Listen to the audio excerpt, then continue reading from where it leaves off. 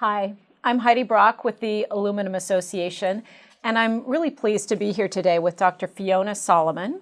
Dr. Fiona Solomon is the Executive Director of the Aluminum Stewardship Initiative, and she brings to the role more than 20 years of expertise in the sustainability field.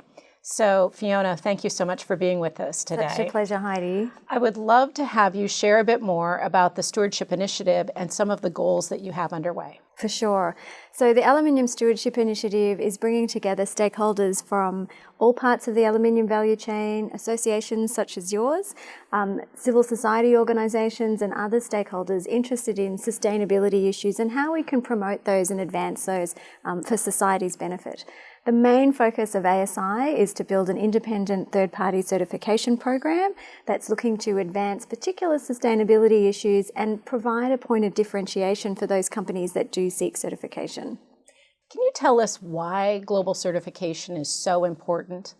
We've seen it emerge in a whole range of sectors, from forestry to coffee to cotton to diamonds, and in all of those sectors they've served as a way to advance practices, increase impacts of those sectors on the ground, and be a point of differentiation for consumers and for customers that are seeking to be more preferential in the way they source. So this is part of a big picture movement, I would say, in terms of how standards can drive good practice, responsible sourcing, and for us to think about the kinds of purchasing decisions we make as societies and governments and as individuals, create impact and create positive impact ultimately through being able to show that the kinds of practices that are implemented can actually be positive and minimise negative impacts. So, Fiona, can you tell us about the business case for a certification standard such as ASI? I think there's a lot of different drivers for that business case. That it can include things like understanding supply chain risks better and putting in place due diligence processes to manage those.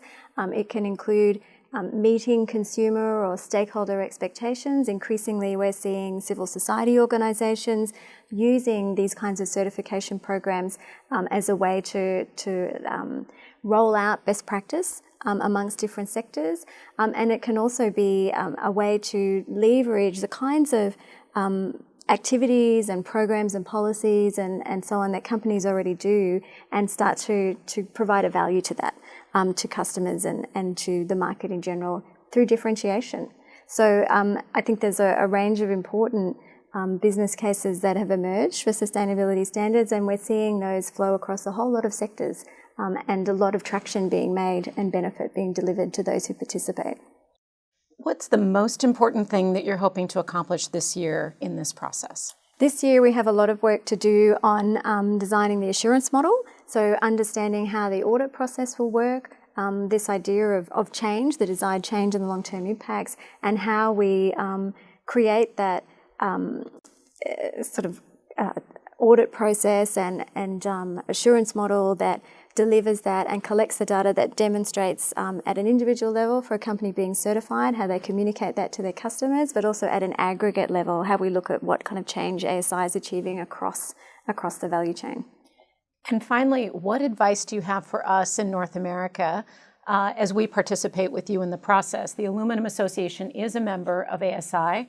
While we haven't endorsed the standard, we are an active participant. We want to make sure that our North American perspectives are represented in the process as well. What advice would you have? I think it's hugely important. We've got a growing membership with participation from North America, and there's opportunities to become involved in that, to join ASI as members in their own right, as well as work through associations such as yours, and participate concrete input into specific work programs that we're developing on matters like recycling, like greenhouse gas emissions, like how ASI's program can harmonise with existing programs that are in common use within the sector. So there's a lot of concrete areas where people can get involved, and there's also open consultation periods where we really want to have the perspectives of how markets are happening on the ground, and something like certification, which is ultimately a market-based mechanism, can fit with that effectively and create the maximum benefit that we can.